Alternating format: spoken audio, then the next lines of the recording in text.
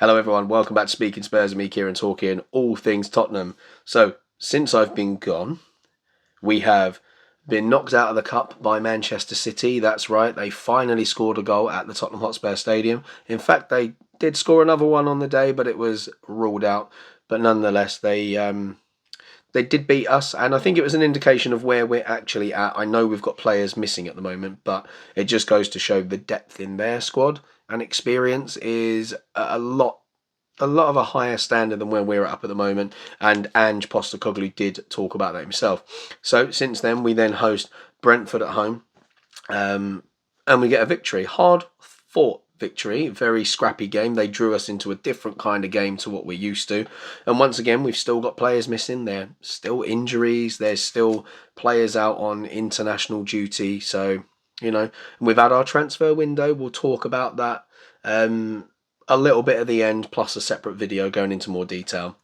But anyway, let's talk about the actual game itself, where, Timo Werner, Richarlison, both impressed on the day, and Destiny Udogie, somebody that has been a brilliant signing, had a bit of a mixed bag of a day, and he's had a few of those recently.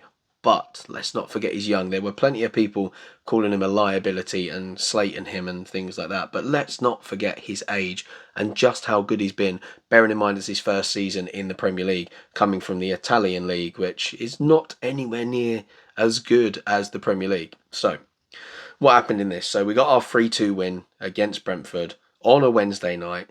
It moved us into the top four of the Premier League, which is fantastic news. We came into the match looking to get back on track after I said that defeat to Manchester City on the Friday night. And we were taking on a Brentford team that have obviously been boosted by the return of their striker, Ivan Toney, who played his share within this game as well from the end of his ban. We made two changes ourselves, with James Maddison making his first start in more than 2.5 months. And then Oliver Skipp came into the side alongside him in midfield. Højbjerg and Brennan Johnson both dropped to the bench for this match. We actually started pretty brightly, but we found ourselves behind 15 minutes in with a bit of a mess of a goal. Destiny Udogie gave the ball away on the halfway line, and then Toney was sent down the right. His shot was then pushed out by Vicario, only for Christian Romero's block on Maupay's effort to help bounce the ball down over the keeper's dive. And then obviously we know what happened with Maupay's celebration, trying to wind up our players, James Maddison. It had that exact effect. But actually, when I was looking back at the goal, Maupay was so lucky to even score it. Yes, by us, it wasn't great defending. Vicario's made a reaction save, but unfortunately he's pushed it back right into a danger area, which is not great at all. But then for Romero to be completely asleep for the follow-up, ultimately it deserved the punishment it got. But it wasn't a clean connection by Maupay. The way he hit the ball, it actually went down, deflected off his own leg into the back of the net, so it was a lucky goal. But yeah, the ball went down over Vicario's dive. And, after a very poor first half from us, whatever Postecoglou said to those players at halftime definitely worked, because we came out firing with 2 goals in 74 seconds and 3 goals within 7 minutes. So the Australian actually made 2 halftime changes, with Højbjerg and Johnson replacing Bentancur and Skipp. So what this allowed to happen, it meant Johnson could go back out on the right, Kulusevski could go into the attacking position in the middle, not of the front three, but in that slightly more advanced role that he's been so good with us since. Rodrigo Bentancur hasn't really looked the same since he's come back, and look, that's fine. He's had 2 massive injuries. He's come back from both of them earlier than anticipated, and he just looked tired in games. That's all it is. Once his sharpness comes back, I'm sure he'll be fine. But unfortunately for Skippy, who was probably our brightest player in the first half, he ended up coming off. Højbjerg just offers us that bit of resilience, and with Johnson coming on, it meant we had a bit more pace on that side, and then Kulusevski was able to come into a creative position, and I feel that Bentancur or Skipp, either of them weren't going to be up to the job that Højbjerg would be able to do in that holding role, protecting our defence. It's where he's Mr. Reliable. So even though the tactics didn't completely change, the shape changed just a little bit. It meant we had one extra player in a more advanced role, and then Højbjerg had to sit a bit deeper. So yeah, for the goals. First, Udogie linked up really well with Timo Werner, and although the Italian's first shot was blocked, he managed to score with the second attempt. Then soon after we kicked off, Werner flew down the left flank and hit a low ball across the box for Johnson to knock home, with a celebration of the old darts, to reply to those trying to wind up James Maddison. Then on 56 minutes, it was 3-1 as Richarlison, once again scoring a goal, 7 goals in 7 Premier League games, buried a loose ball after Maddison's effort was blocked to make it, as I said, 7 in 7 in the Premier League for the Brazilian. And the thing about this goal that I actually enjoyed was the fact that Richarlison just left himself in the box in the space. He was unmarked. It was really terrible from Brentford, but Richarlison's a handful on his day. Then there came another defensive mess up from Udogie as he hit a pass back, which fell to Ivan Toney, who was in loads and loads of space in the Spurs box to collect the ball, and he buried his shot. Not much Vicario could do about it. And then, we just held on for the rest of the game to grab all 3 points and put us back into the top 4. So, on the whole, I think with the way the first half went, we allowed Maupay to ruffle our feathers, really. He became a nuisance. He played dirty tactics. He was being a bit of an ass, really. That's all it was. And we kind of got drawn into it. Maddison got drawn into it. Richarlison had his fair share of things to say. And it got into our heads. And it meant everything we did in that first half was so fragmented. We played right into Brentford's hands. And we then couldn't play our football. And then it took Postecoglou at half-time to say to him, look, come on, get in the right headspace. We can do this. Let's hurt them with our football. Let's not fool around arguing and bickering with them. We're better than this. So let's talk about the players themselves. So for Vicario, he saved Tony's initial effort in the build-up to Brentford's goal. But as I said, kind of put it back into a direct area in front of him, which he won't be too happy with. But it was a reaction save. Couldn't do much at all about Tony's clinical finish in the second half. And then I believe he pushed over a late effort from De Silva. So, okay game from him. Not his best, not his worst. Pedro Porro out on the right. Got up and down that flank without really having too much of an impact on our attack. Brentford tested him a fair bit down his side, and he had to battle away defensively. Not a classic Porro performance, but again, it wasn't a classic anyone performance really, especially in the first half. Romero in the middle switched off, as I said, for that first goal for Maupay. Pretty poor game from him, actually. Put in some important late headers, but he won't be happy with the way that he played in that game. His concentration just wasn't good enough. Mickey van der Ven, however, had a pretty busy night. Dealt with pretty much most of what came his way. Pretty solid night from him, to be fair. And Destiny Udogie. What a night for him. He gifted Brentford the ball, obviously, for the early goal, which wasn't great. He was all over the place after that for the next few attacks. He obviously scored at the other end to make up for it a little bit, with his initial shot being blocked. He was actually involved in the next 2 Spurs goals. However, the poor back pass that he gave set up Toney for Brentford's second, which actually means Destiny Udogie was involved in all 5 goals within this game on the night. It's just one of them. It was a night to forget, but luckily we got the result, so I don't think he's going to come away from it too deflated, but he'll know there's things that he needs to work on. In the middle, Oliver Skipp made an early interception in our own box to stop Maupay getting away a shot at goal. He then got in the way again of Maupay with a vital touch in our area 10 minutes before half-time. He was probably our best player in that first half, but Postecoglou wanted to go more attacking in the second half, so he had to sacrifice him in the double change to allow Højbjerg to come on to be that protector. And I feel like Højbjerg is the most capable of our players to sit defensively on his own.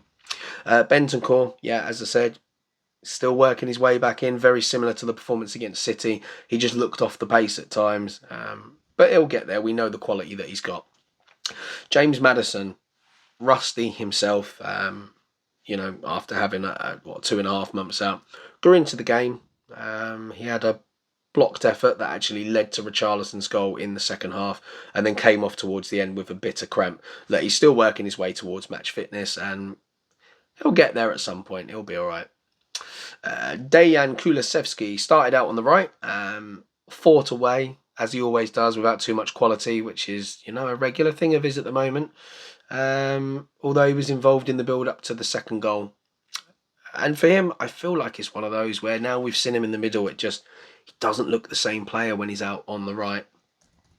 And then the man in the middle, Richarlison, he actually had the ball in the back of the net not long before the break, but that was adjudged that he fouled Collins just before. Then he got his 7th goal in the 7 Premier League games when he fired home the loose ball from Maddison's blocked effort.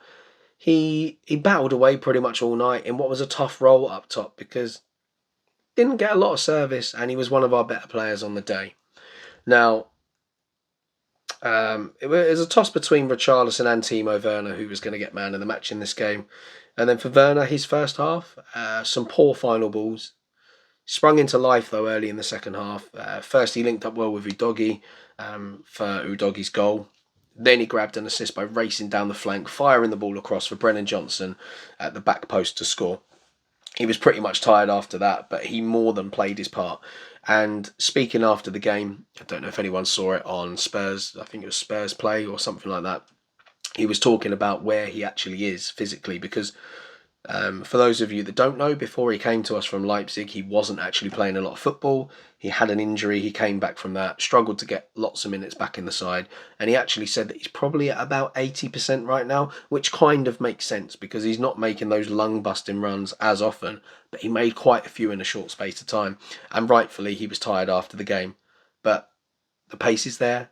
He's getting better every game, and I feel like he's going to be an integral part of this team, even if he doesn't start. You think about it, a player that quick coming off the bench up against tired opposition, he's going to do damage. And Ange was talking about him after the game and said, look, there's goals in him.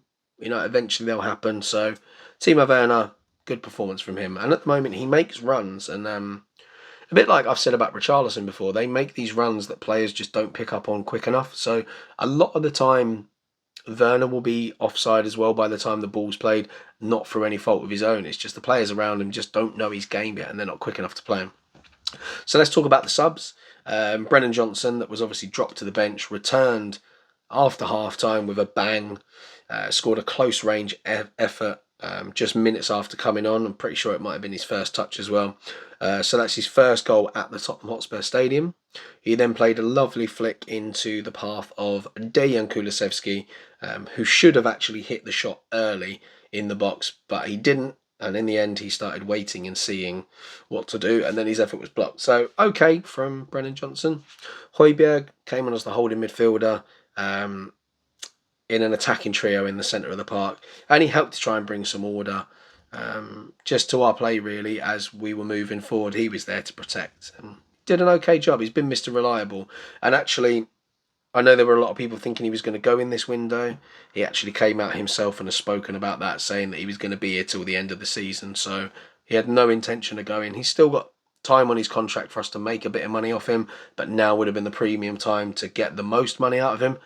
But I'm not disappointed because what he actually offers late in games for us, coming off the bench, is so valuable.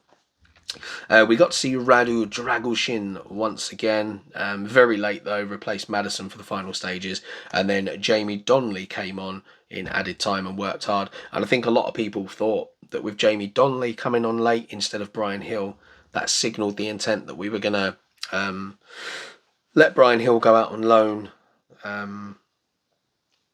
in the transfer window, but Brian Hill seems to be happy at Spurs and was, didn't want to go out on loan once again, and if he doesn't want to go, I don't blame him. So yeah, interesting game all over. So we'll talk about what Postecoglou had to say about things. Let me just grab my notes. Talking about Udogie, he said, look, mistakes will happen. He's a young man learning the game. He worked hard. He was instrumental in the first goal, driving through, and obviously he scored.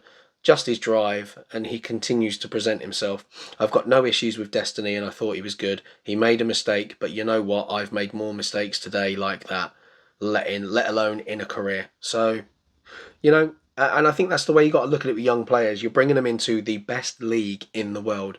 They are going to make mistakes, and unfortunately, in this system, even the most experienced players are going to make mistakes. So we have to let them off. Talking on Brennan Johnson, he said, I think it probably did Brennan a little good as well because he's played a lot for us recently. So talking about him starting on the bench, he could sit and watch the game a bit. Maybe get a little bit of a different perspective. He was good when he came on, and good that he got his goal. Pierre helped us start of the second half, getting a foothold in the game. So a little bit of praise for Højbjerg as well, and I think he does that, especially when he comes on as a substitute. Talking on Timo Werner, he said, I thought he was great. First half, we probably didn't support him enough in that left channel. And anyone that's watched him since he's come to us, he really, really hugs that left touchline, and he just waits for the ball to either be released over the top or into his path. He's always there waiting for it. He said second half, we got some better service to him. He's a quality player. I think he's proven at this level. And as he gets stronger and fitter and understands our game a little better, I think he'll become even more effective. And I know there's goals in him as well. That will come for Tottenham. So I thought he was good. And I completely agree. I just love the effort, and the fans really appreciated it as well, which is really important. Talking about Maupay and his celebrations and how it affected our players. He said, look, I hope not, because that's exactly what I'm talking about. I'm not a fan of it. I don't like the whole bravado, pushing people around. If you're that brave about things, my players and their players get into a UFC cage and I'll see how brave they are. We're out there to play football, and that's what I want our guys to do. Focus on playing football, and they shouldn't get motivated by things that aren't really important to us. Like I said, we got sucked in first half, second half was much better. Talking about transfers at the time, he just said, no, as I said yesterday, unlikely, and I guess less likely than yesterday. Which was completely right, because transfer-wise, we only brought in one player on transfer window day, which I suppose let's have a little talk about if you want. So just talking about our window as a whole, rather than doing a separate video. We all know that we brought in Radu Dragushin and Timo Werner, so that sorted out a centre-back position and also sorted out a winger. Now, the thing about Timo Werner, we know he can play through the middle as well. It's not his best position, but we know Richarlison can play through the middle. And now I suppose one of the frustrations will be that we didn't bring in another striker. But I feel with the striker position, it's something that we're probably going to try and sort in the summer, because it's the most difficult one to get right. And January is probably not the right time to try and solve that position. The Werner deal was an appropriate deal because it gives us the opportunity to have a player come in and know there's no risks involved. Look, if he does really well, we can sign him on the cheap, 15 million. Not a lot for a player of his quality. But if it doesn't work out, it doesn't matter. He's only coming on loan. And that will give us an opportunity to look at other targets. Now, where Son's future lies in this team, who knows? He's currently been playing out on the left, which means once he comes back, Timo Werner won't be getting as many opportunities and will probably come back into the team from the bench. And Sonny there and Richarlison through the middle. Now, in terms of backup up front, we know that's not going to happen as much because our young boy, Valise, who is suffering from his own injury, has gone out on loan for the rest of the season. It'll be really good development for him, and I think it's the right move because in Sonny, Richarlison and Werner, there's enough of them to play up front. And then you've got Manor Solomon. I know he's had a little setback with his injury, but